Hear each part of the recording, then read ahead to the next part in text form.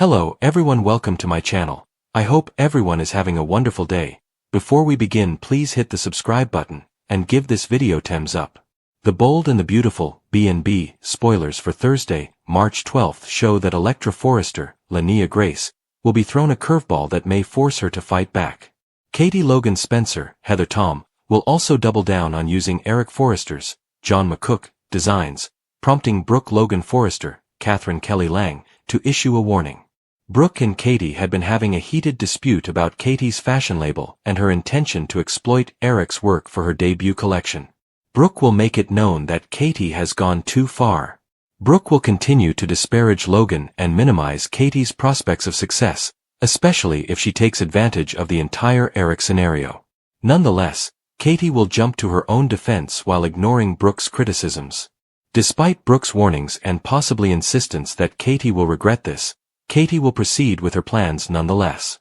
Speaking of plans, B&B teasers indicate Electra will be taken aback when she discovers Melissa Dillon, Sydney Bullock, has joined the Forrester Creations team. Steffi Forrester Finnegan, Jacqueline McInnes Wood, has recently hired Dillon, so Electra will learn of this and cringe at the prospect of seeing her at work every day. Dillon was previously a terrific friend to Electra, but now he is causing her grief and indignation. Will Spencer, Crew Morrow, admits to sharing a kiss with Dillon, which is sure to linger on Electra's mind when she learns about Dillon's new position. When Electra learns of Steffi's decision to bring Dillon on board at the company, she may complain to Ivy Forrester, Ashley Brewer, or Steffi herself. Electra will undoubtedly have another battle with Dillon at some time, so she may try to shame Dillon into canceling the gig. Dillon, on the other hand, clearly needs the money and will earn more than she would at Il Giardino's dishwashing job. According to the Bold and the Beautiful teasers, Electra may have to embrace Dillon's new role and avoid her as much as possible. CDL will have more intriguing Bold and the Beautiful spoilers and info to share, so consider us your go-to B&B source. The morning light streamed through Forrester Creations' towering windows, forming long shadows on the smooth marble flooring and the racks of dazzling gowns that lined the walls. Electra Forrester strode through the corridors with her usual purposeful stride, her heels clicking in time with her heartbeat. She had arrived early, hoping to meet Steffi before the day became crazy, perhaps to review the most recent line or to quietly bring up her remaining concerns about Will. But the instant she went into the design wing, something seemed wrong. Whispers rippled through the staff like a sudden breeze, and heads turned to face her with expressions of sympathy and curiosity. She spotted Ivy first, her aunt hovering near a mannequin, tweaking a sleeve with undue attention. Ivy's eyes met Electra's, and there was a fleeting moment of regret before she smiled it away. "Morning, sweetheart," Ivy said too warmly. "Steffi's in her office. Big day ahead." Electra nodded, but her stomach turned. She pushed open the door to Steffi's office without knocking, a habit developed through family ties and years of working together. Steffi looked up from her desk, her countenance visibly tired, as if she had been waiting for this moment. "Electra," Steffi replied, putting down her pen. "We need to talk." Electra slammed the door behind her. "I heard the whispers. Tell me it's not true." Steffi sighed and leaned back in her chair. "I hired Melissa Dillon. She's starting today. Her portfolio is impressive, and we need fresh energy in the accessories division after the last round of departures." The name struck Electra like a slap. Melissa Dillon, the lady who had been staying in Will's guest house and whose presence had made every discussion with Will tense and hurtful. Electra had spent weeks rehearsing the scenes, Will's lingering glances while Dillon laughed, the late-night texts he dismissed as just roommates, and the kiss he finally admitted to in a moment of harsh honesty. And now Dillon was in the heart of Forrester Creations, traveling the same halls and breathing the same air. "You hired her." Electra's voice trembled, incredulity turning to rage. "After everything. You know what she's done to my life. She's not just some talented designer, she's the reason Will and I are barely speaking." Steffi stood, her rage rising. "This is business, Electra. I don't run decisions based on personal drama. Dillon's resume speaks for itself. She's got vision, and right now, we need that more than we need office harmony." Electra laughed angrily. "Harmony? This isn't harmony, this is sabotage. Every time I turn around, she's there, taking pieces of what was mine. First Will, now this job. Did she ask for it? Did she bat her eyes at you the way she does at him? Steffi's jaws constricted. Watch it. I make the calls here. If you can't handle working with her, that's on you to figure out. Electra felt heat rise in her cheeks. She wanted to scream and rush out, but instead she leaned against the door, struggling for control. I thought family meant something. I thought you had my back. I do, Steffi whispered softly now. But I can't let personal grudges tank the company. Give it a chance. Maybe she'll surprise you. Electra did not respond. She turned and departed, the door closing behind her with finality. The hallway felt narrower and the air thicker. She needed air and to think, but before she could get to the rooftop terrace, she rounded the corner and saw Dylan standing at the coffee station, chatting freely with a few interns. Her dark hair caught the light, and her smile was effortless, as if she belonged here already. Their gazes met. Dylan's expression changed from casual to wary in an instant. Electra, she replied, removing herself from the gathering. I was going to find you.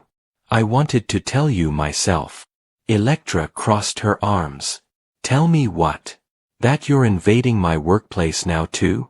Congratulations on the job. Must feel good to win everything. Dylan grimaced. It's not like that. Steffi offered it, and I accepted. I need this opportunity. I've worked hard for it. And will. Electra said, her voice quiet but angry. Does he know? Or is this part of your plan to keep him close? First his guest house, now his family's company. Dylan looked around and lowered her voice. Will and I are friends. That's all it's been since things ended with you two. The kiss was a mistake, and we've talked about it. I'm not trying to steal him. Electra moved closer. You already did. And now you're here every day, reminding me of it. Do you have any idea how infuriating this is? Dylan's eyes softened with a sense of remorse. I do. And I'm sorry it hurts you. But I can't turn down a job at Forrester because of personal history. Maybe we can find a way to coexist. Electra shakes her head. Coexist? I don't think so. Stay out of my way, Dylan. And stay away from Will if you know what's good for you. She walked away before Dylan could respond, her heart racing so fast it hurt. The revelation stung like acid, Dylan not only in Will's life, but also in hers, professionally and irreversibly. Every meeting, fitting, and creative session would now bear the shadow of that woman. Across town, in the gleaming offices of Katie Logan's new enterprise, tentatively titled Logan Lux, the mood was charged differently. Katie stood at the head of a long conference table, with sketches and fabric swatches spread out like a battlefield map. Brooke sat opposite, arms folded, her expression one of controlled frustration. Ridge lingered nearby, silent but encouraging, his presence a reminder that this was more than just sister versus sister, it was family versus family. Brooke thought Katie had taken things too far this time. Katie's designs, bold, inventive pieces inspired by Eric Forrester's unpublished archive, were borrowed in a moment of desperation following Brooke and Ridge's latest rejection of her ideas at Forrester. Katie had always been Logan's quieter counterpart, the one who supported from the shadows, but the repeated slights had forced her to seize what she felt was rightly hers, a time to shine. You can't just take Eric's work and brand it as your own, Brooke remarked, her voice firm but tinged with pain. Those sketches were for Forrester Creations. They belong to the company. Katie caught her sister's eyes without flinching. They belong to Eric. And Eric gave me permission to use them as inspiration. He believes in me, Brooke. Why can't you? Brooke leaned forwards. Because this isn't inspiration, this is theft wrapped in family ties. You're starting a rival line with our father's legacy. How do you think Ridge feels? How do you think I feel? Ridge cleared his throat. Katie, we offered you a place back at FC. We wanted to work together. Katie laughed sharply. Work together? You mean work under you? I've spent years in the background, cheering you on, while my ideas were dismissed as safe or too sentimental. No more. I'm building something of my own. Brooke's eyes welled with tears that she refused to let fall. You're my sister. This feels like betrayal. And pushing me aside for decades didn't feel like betrayal to me, asked Katie. I've defended you, supported you, even when you chased after Ridge again and again. I went too far. Maybe. But you pushed me here. The room went silent. Katie collected her sketches, her hands quivering slightly. She had crossed a line by using Eric's designs without fully disclosing them to the family, but the fire in her chest told her it was important. She needed this to prove she was more than just a supportive sister and a woman who always moved aside. Brooke stood slowly. If you go through with the press conference tomorrow, using those designs, there will be consequences. Legal ones, if necessary. Katie nodded. I know. But I'm not backing down. Katie sunk into her chair as Brooke and Ridge walked away, the weight of her decision bearing down on her. She had gone too far perhaps, but turning back now seemed impossible. The Logan-Forrester rivalry, which had simmered for years, had recently rekindled, and Katie was ready to burn bright. Back at Forrester, Electra found herself on the rooftop garden, the city sprawling below her like a sparkling distraction. She took out her phone and stared at Will's contact. She wanted to call him and demand explanations, only to be told that Dylan's hiring had made no difference. But she knew better. The kiss had marked the beginning of the end, and this job was the final nail in the coffin. Will had sent her a text message. Heard about Dylan at FC. You okay? Electra's fingers hovered above the keyboard. She typed, deleted, then typed again. No. Not even close. She pressed send and pocketed the phone. The upsetting finding had sparked something deep within her. Anger, definitely, but also resolution. She would not let Dylan win without a struggle. Katie, in her own universe, was fighting a similar battle. The day continued with tight discussions and strained grins. Electra avoided the design floor, where Dylan was being shown around, instead immersed herself in mood boards and fabric swatches. But every now and again, she caught a glimpse. Dylan's laughter booming down the corridor. Something that could harm individuals she cared about if not addressed immediately. The problem was how she chose to handle it. Katie had been looking into issues that some people thought were none of her concern. What began as a concern evolved into a type of research. She had asked questions, investigated leads, and pieced together shards of evidence to construct a frightening picture. To Katie, the truth was more important than comfort. However, not everyone supported her approach. When she eventually tackled the matter head-on, it was evident that Katie's approach had gone too far. Her allegations were more powerful than she planned, driven by emotion and a strong desire to expose what she saw as wrong. The room grew silent as her words lingered in the air. The individual on the receiving end of Katie's confrontation appeared surprised. As the realization dawned that Katie had been searching into personal stuff without permission, shock gave way to rage. Katie attempted to excuse herself. She stated that she was merely trying to protect the individuals involved. She claimed that ignoring the matter would have been even worse. However, the more she said, the clearer it seemed that she had gone too far. Trust is a fragile thing, and once broken, it may be nearly impossible to repair. Back with Electra, the tension increased. She mentally replayed the message she had seen, scrutinizing every word and connotation. Dylan spoke easily, ignorant of the fury brewing alongside him. Finally, Electra could not keep it in any longer. She posed a straightforward query. On the surface, it seemed straightforward enough. Dylan hesitated before responding, and that pause told volumes.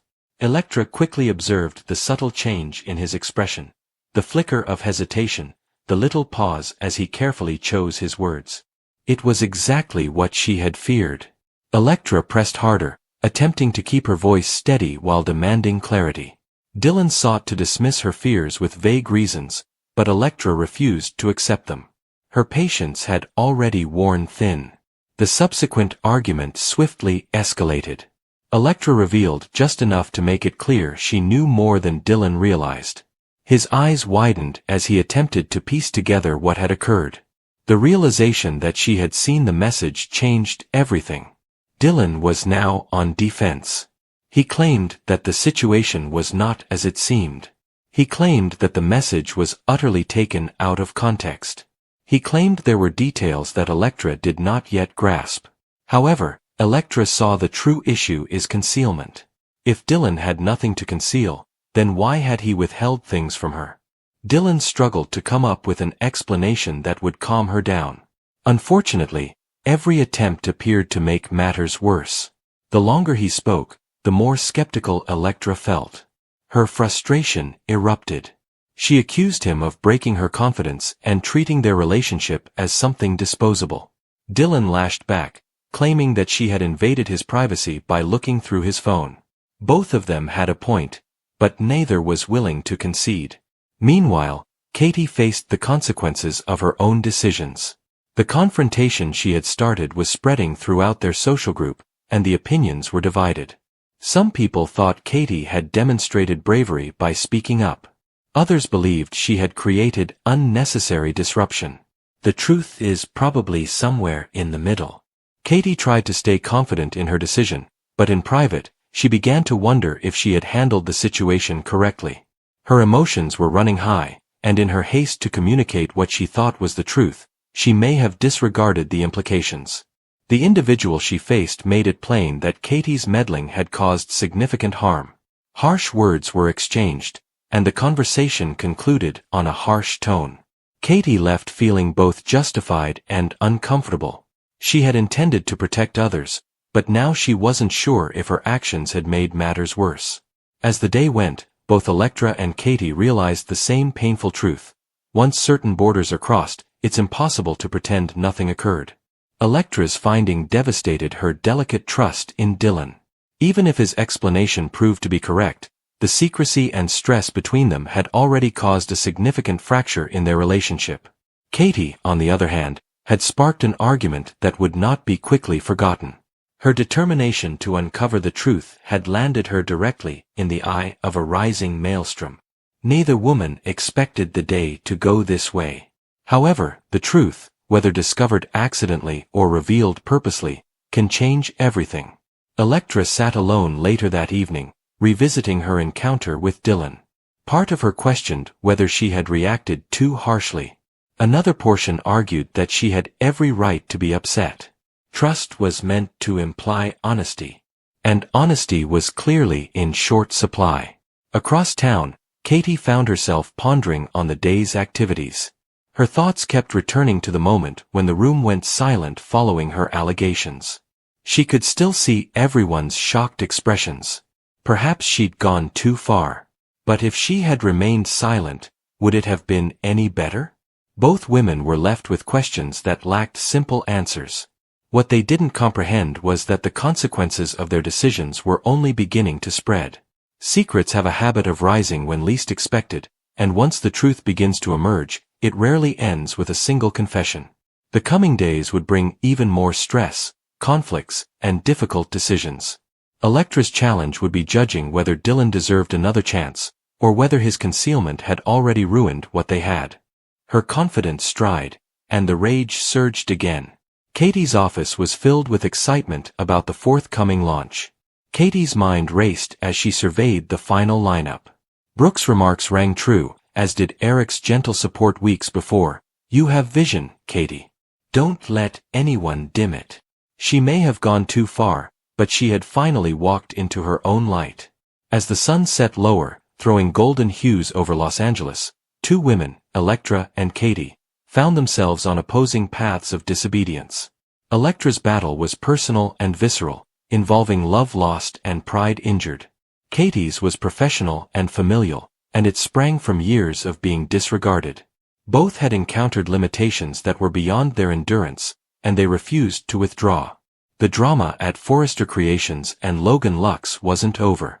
Before any conclusion could be reached, alliances would shift, truths would be revealed, and hearts would break even more.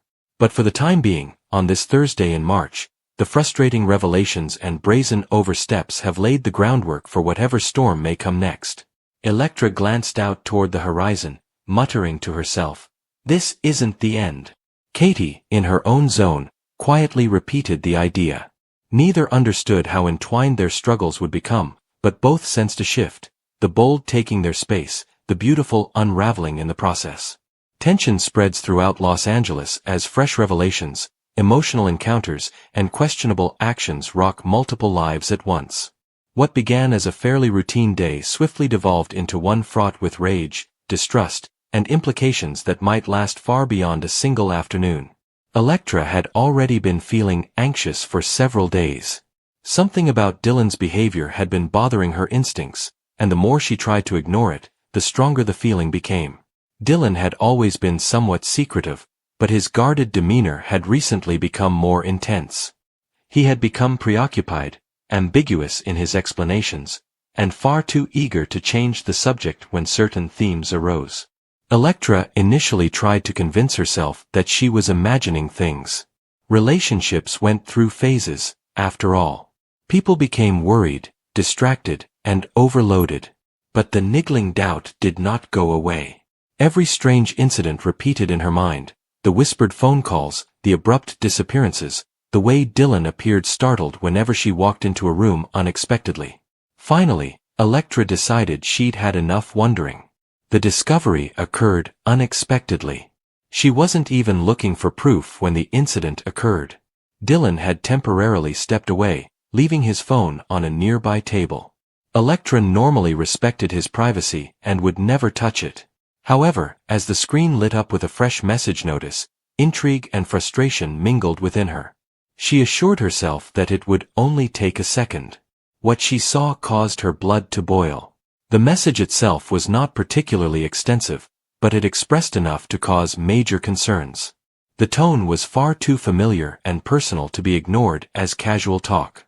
It alluded to plans Dylan had never revealed to her, as well as a meeting he appeared to have kept secret. Electra felt the air leaving her lungs. Anger, betrayal, and confusion all crashed down on her at the same time. She promptly returned the phone to where she found it, but the harm had already been done. Her mind raced as she sought to figure out what the message meant. Was Dylan lying to her?